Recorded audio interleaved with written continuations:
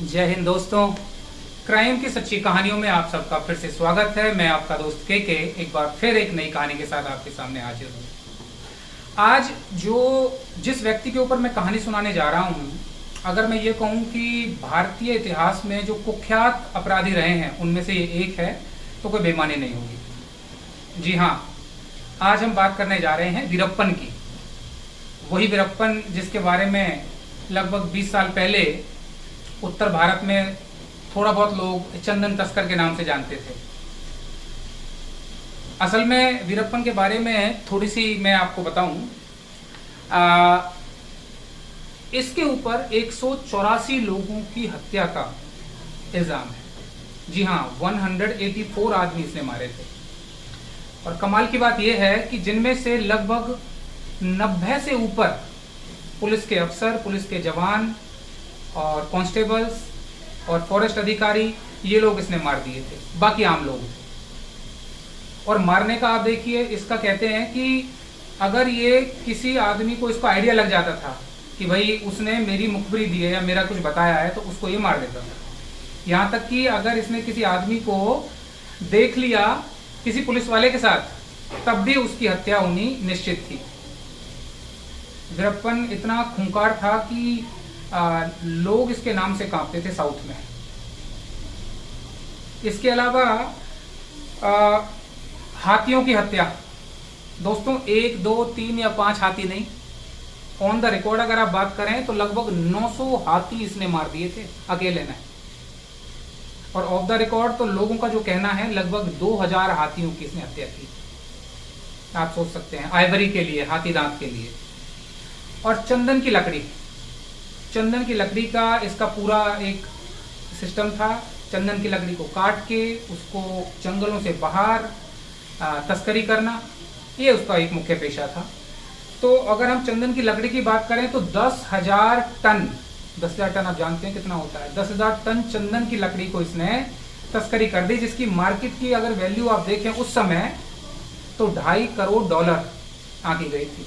और हाथी दांत, आइवरी जिसकी मैं बात कर रहा था, हाथी दांत इसके $30 लाख में बिके थे। इतना बेशुमार इसके पास दौलत और धन था। और एक और अच्छी बात मैं आपको बताऊं कि अच्छी तो खैर क्या है इसके बारे में, इतना कुख्यात ये आतंकवादी रहा है, आतंकवादी कहूंगा मैं। हाथियों को मारने का भी इसका एक अलग अंदाज था। ऐसा कहते हैं कि ये खुद अकेला बंदूक से हाथी को मारता था। इसका निशाना इतना पक्का था कि हाथी के बिल्कुल सेंटर में, माथे के यहां पर इसकी गोली लगती थी। लगभग 500 से ज्यादा हाथी तो इसने एक ही बार में मार दिए। इतना खतरनाक था वीरप्पन। तीनों राज्यों की पुलिस इसके पीछे लगी हुई थी, कर्नाटक, तमिलनाडु और केरला। लेकिन दोस्तों, जंगलों की सीमा तो होती नहीं है। इसने बहुत पुलिस वालों को तंग कर दिया, कभी इस जंगल में, कभी उस जंगल में, कभी उस जंगल में। जंगल की इतनी जबरदस्त नॉलेज इसे, क्योंकि चरवाहा फैमिली से जन्म लिया था, पहले से ही जंगलों में जाना होता था, बचपन से ही। जंगल की इतनी जबरदस्त जानकारी कि इसको कुछ पक्षियों की आवाज निकालना आता था। ऐसा भी कहते हैं कि लोग जब जमीन पर चलते थे तो इसको ये भी पता लग जाता था कि वो कौन से लोग हैं। क्या वो पुलिस के पैरों के चलने की आवाज है या इसके लोगों की? क्या किसी जानवर ने वो पत्ते को अपने पैर से दबाया है या चुपचाप से कोई इंसान इसके पास आ रहा है? इतनी जबरदस्त इसकी सुनने की और समझने की क्षमता थी। नेशनल ज्योग्राफी चैनल का बहुत बड़ा शौकीन, जंगल की नॉलेज बचपन से ही वैसे ही इसे। कहते हैं कि इसके जन्म के बारे में बता दूं पहले मैं आपको। एक जगह है यहाँ पर, मैसूर एक जगह है, मैसूर कर्नाटक के पास। मैसूर में गोपीनाथम जगह गांव है, ये कह लीजिए आप। 1952 में जन्म हुआ इसका। धीरे धीरे वही छोटे जैसे बच्चे होते हैं, अपने घर में रहा, अनपढ़ बाप, जाना जंगलों में, जाना चरवाहा, पशुओं को चराया, यही काम चलता रहा। लेकिन धीरे धीरे जंगलों में जब इसने देखा कि बहुत से लोग तस्करी करते हैं, तो पता नहीं इसके दिमाग में क्या ऐसा वो जुनून चढ़ा कि 17 साल की उम्र में पहली बार ये जुर्म की दुनिया में आ गया। और इसने क्या किया, जब छोटे मोटे तस्करी इसने भी शुरू की तो उसने एक पुलिस वाले को मार दिया 17 साल की एज में।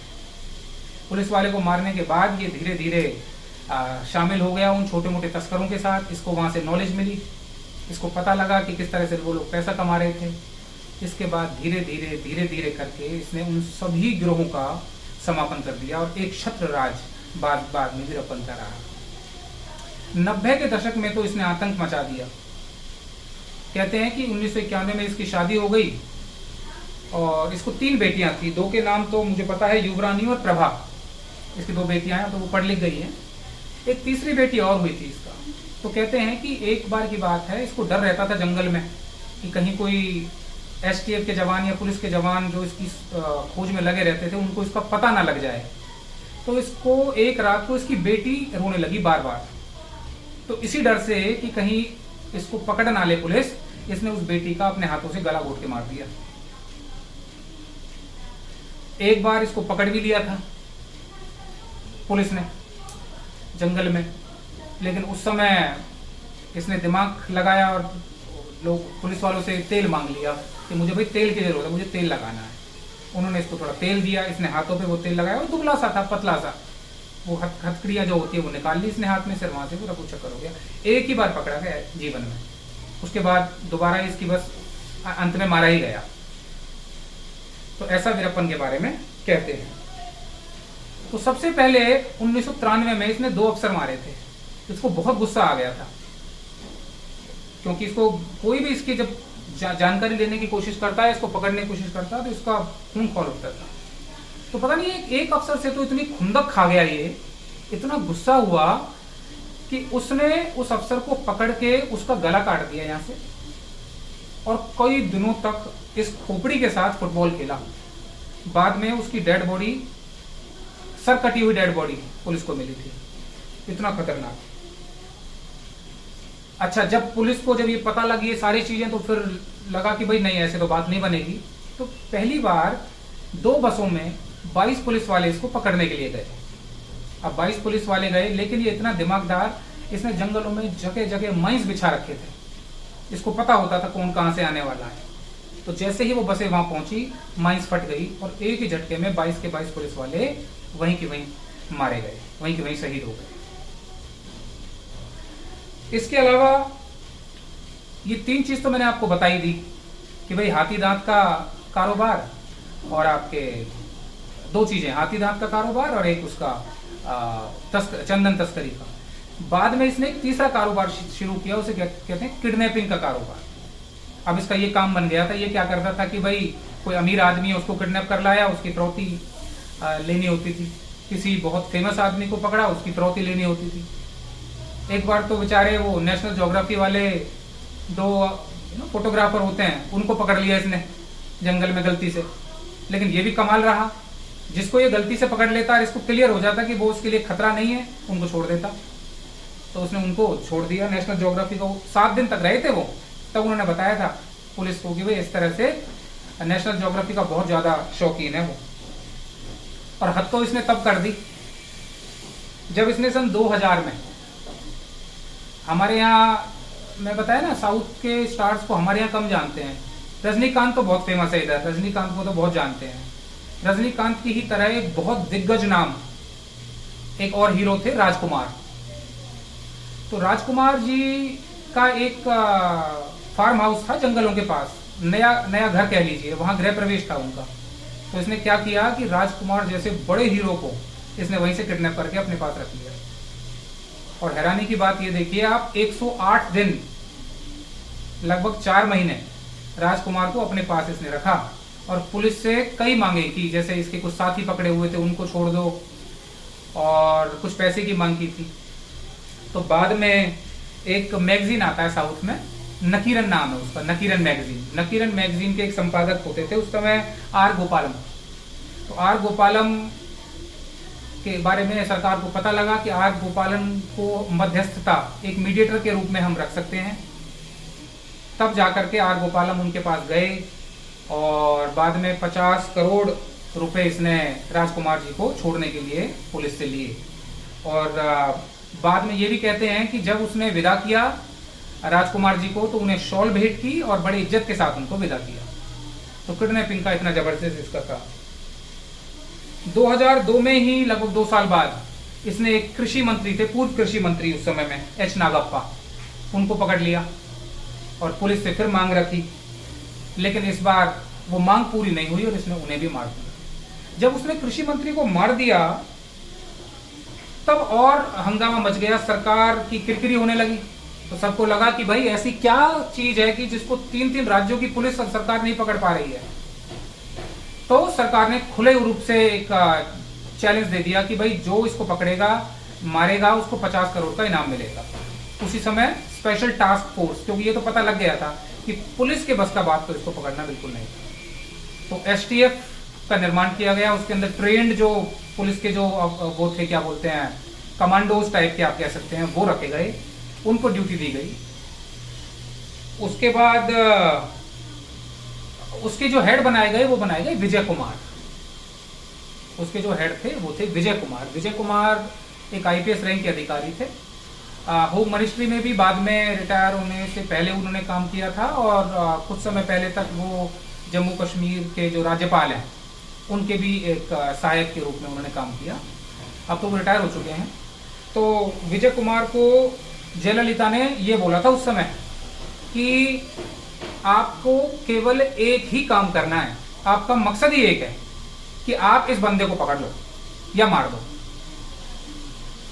तब जाकर के विजय कुमार ने इस पे गहराई से जांचें की और कहते हैं कि उस ऑपरेशन का नाम जिसमें इसको पकड़ना था उसका नाम ऑपरेशन कोकून रखा गया। ऑपरेशन कोकून, मैं आपको बता दूं, इसके लगभग इसके ग्रुप में 100 लोग थे। तो विजय कुमार की जो टीम थी एसटीएफ की, धीरे धीरे उन्होंने क्या तरकीब निकाली कि उन्होंने इसके लोगों को खत्म करना पहले शुरू किया।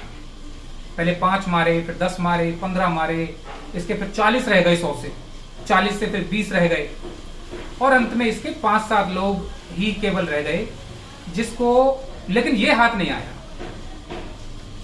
अब हुआ क्या कि विजय कुमार लगातार इसकी जो वीडियोस आती थी, वीडियो बनाने का बहुत शौक था इसे, वीडियो बना के भेजने का। किडनैपिंग की वीडियो बना के भेजी, किसी को पकड़ लिया उसकी वीडियो भेजी। तो एक वीडियो को वो बार बार लगातार देख रहे थे। ये कुछ पढ़ रहा था, एक लेटर वगैरह पढ़ते पढ़ते पढ़ते पता नहीं विजय कुमार जी का ध्यान गया, ये अपनी आंख को बार बार मसल रहा था। तो उससे इन्होंने आइडिया लगाया कि इसकी आंख में कुछ प्रॉब्लम है, इसका मतलब इसका मेडिकल प्रॉब्लम है। कुछ कहानियों में ऐसा भी बताते हैं कि भाई इसकी मूछे वीरप्पन की बड़ी बड़ी थी तो उनमें ये कुछ लगाता था, शायद मूछों में वो लगाते हैं, खिजाब कहते हैं, शायद क्या कहते हैं, खिजाब लगाता था, उसकी कुछ बूंदें इसकी शायद आंखों में जाती रही, या हो सकता है कुछ परेशानी आंख में वैसे ही बनी रही। तब उनको पता लगा कि आंख में कुछ प्रॉब्लम है। तो अब उन्होंने प्लान किया कि भाई इसको पकड़ने की यही एक तरकीब है कि इसके लिए क्या प्लानिंग की जाए।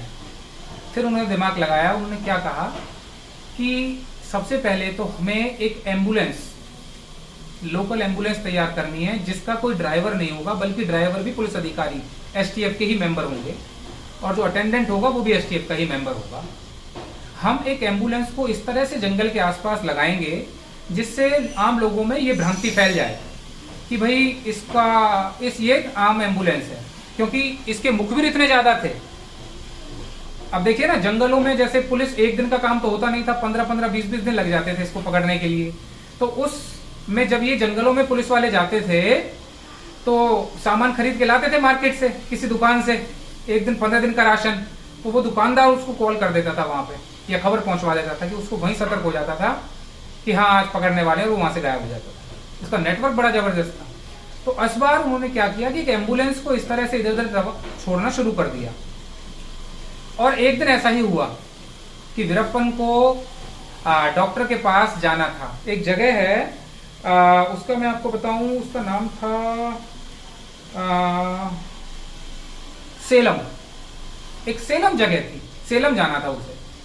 तो सेलम जाने के लिए वीरप्पन ने अपनी मूछें छूटी कर दी ताकि वो पहचान में ना आए, और आखिरकार वो उस एम्बुलेंस में बैठ गया। अब जैसा तय था, उसके साथ 3 लोग और थे, ये 4 लोग थे उस एम्बुलेंस में।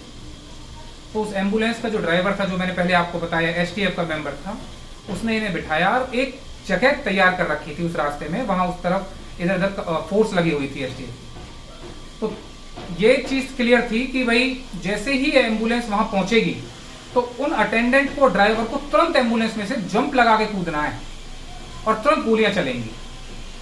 और ऐसा ही हुआ। जैसे ही एसटीएफ वहां पहुंची तो फटाफट से वो कूदे और गोलियां चलनी शुरू हो गई। कहते हैं लगभग 300 से ज्यादा राउंड गोलियां उसमें चली, जो दोनों तरफ से चली। बुलेट प्रूफ वैन थी नहीं वो, फिर भी वीरप्पन को केवल 3 गोलियां लगी थी, केवल 3 गोलियां, एक आंख में, एक यहाँ सर में और एक कमर। 3 गोलियां ऐसे लगी थी। ये मरा हुआ था। एक अफसर अंदर गया वैन में, उसने 4 डेड बॉडियां देखी। एक बार तो वो भी नहीं समझ पाया कि इसमें वीरप्पन पाया नहीं था, मूंछें इतनी छोटी थी, लेकिन बाद में जांच में ये पाया गया कि वो वीरप्पन ही था। कुछ खबर ऐसी भी आई कि ये कहानी क्या, एक और कहानी भी आई इसके सामने कि भाई एसटीएफ के जवानों ने उनको पकड़ लिया था, उसके बाद कैप्चर कर लिया, बहुत ज़्यादा उसको टॉर्चर किया गुस्से में कि उसने बहुत लोग मारे थे, और फिर अंत में उसे मार दिया था।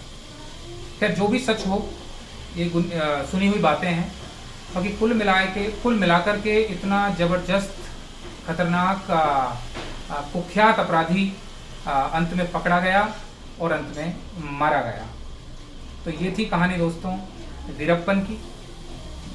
मुझे आशा है कि मेरी कहानियाँ आपको पसंद हैं। कमेंट बॉक्स में मुझे ज़रूर लिखकर बताएं कि आप किसकी कहानी सुनना चाहते हैं। इन्हीं के शब्दों के साथ मैं हाथ जोड़ करके आपसे विदा लेता हूँ और फिर मिलेंगे एक नई कहानी के साथ। अपना ख्याल रखिए, अपने परिवार का ख्याल रखिए। बहुत बहुत शुक्रिया।